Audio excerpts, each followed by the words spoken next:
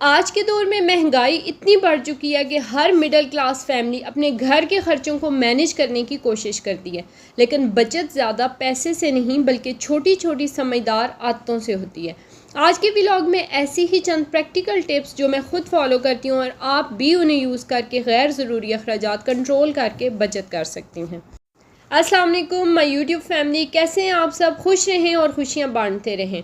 First time आए हैं तो खुश आमदीद, जी आया नू, वेलकम टू मंशा फैमिली। सब्सक्राइब ज़रूर कर लीजिएगा ताकि दोबारा भी आपसे मुलाकात होती रहे।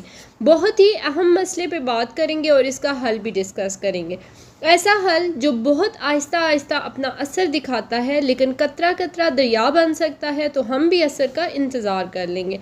तो बग़ैर टाइम ज़ाया किए पहली और मोस्ट इम्पॉर्टेंट टिप ये है कि जब भी आपके पास सैलरी आए तो 50-30-20 प्रिंसिपल को ज़रूर फॉलो करें, जिसका मतलब है कि 20% सबसे पहले सेविंग के लिए निकाल दें, 30% कम अहम ज़रूरियात के लिए और 50% उन ज़रूरियात के लिए जो बहुत अहम है, जिनमें बिल, रेंट, बच्चों की फ़ी, ग्रॉसरी वगैरह आ जाती है। अगर आप इंटरेस्टेड हुए तो बजटिंग पे मैं अलग से वीडियो बनाऊंगी। अभी के लिए सादा अल्फाज में कहूँ तो तमाम एक्सपर्ट्स की राय यही है कि सेविंग निकाल के बाकी अखराजात के लिए इन्वेलप्स बना लें, तो तभी आपको कामयाबी हो सकती है।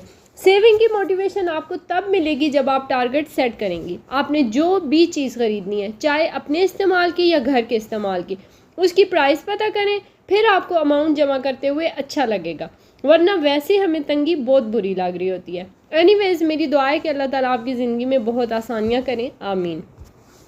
हम लोगों को यहाँ भी शिफ्ट हुए 3 साल हो गए हैं, लेकिन हमने कभी भी बाहर से नाश्ता ऑर्डर नहीं किया। लेकिन एक दिन मुझे सुबह बाहर जाने का इत्तेफाक हुआ तो मैंने देखा तंदूर के पास एक लंबी लाइन लगी हुई है। अगर आप भी ऐसा करते हैं कि आप नाश्ता बाकायदगी से बाहर से ऑर्डर करते हैं, तो एक हफ़्ता नोट डाउन कर लें कि डेली नाश्ता मंगवा के आपके पूरे वीक में कितनी अमाउंट बनती है। बिल्कुल इसी तरह आप बच्चों के लिए घर पे हेल्दी स्नैक्स बनाएं, उन्हें जंक फूड से बचाएं। इससे उनकी सेहत भी बेहतर होगी और आपकी सेविंग भी। और जब आपके पास नाश्ते का एक वीक का रिकॉर्ड बन जाए तो फिर आप देख लें कि आपके बजट को वो अफोर्डेबल लगता है या नहीं। अगर लगता है तो कंटिन्यू कीजिए और अगर नहीं लगता तो उसे कट डाउन कर लीजिए और घर पे अच्छा सा नाश्ता बना के ख़ुद भी इंजॉय करें और फैमिली को भी करवाएं। टिप नंबर 3 ये है कि कभी भी शॉपिंग लिस्ट के बगैर मत जाएं। बल्कि मैं तो ये कहती हूँ कि गैर ज़रूरी आप बाज़ार का राउंड ही मत लें, क्योंकि जब भी आप जाएंगे आपको कुछ ना कुछ ऐसा ज़रूर दिख जाएगा जो कि आपके लिए उस वक्त ज़रूरी होगा, लेकिन घर आके वो आपको एक्स्ट्रा लगेगा और आपके बजट पे बर्डन भी बनाएगा। अक्सर ऐसा होता है कि हम लिस्ट भूल जाते हैं और शॉप से वो चीज़ें ले आते हैं जिनके बगैर अभी हमारा गुजारा हो सकता है और ज़रूरी चीज़ों को भूल जाते हैं। इससे हमारी सेविंग का बेड़ा गर्क हो जाता है।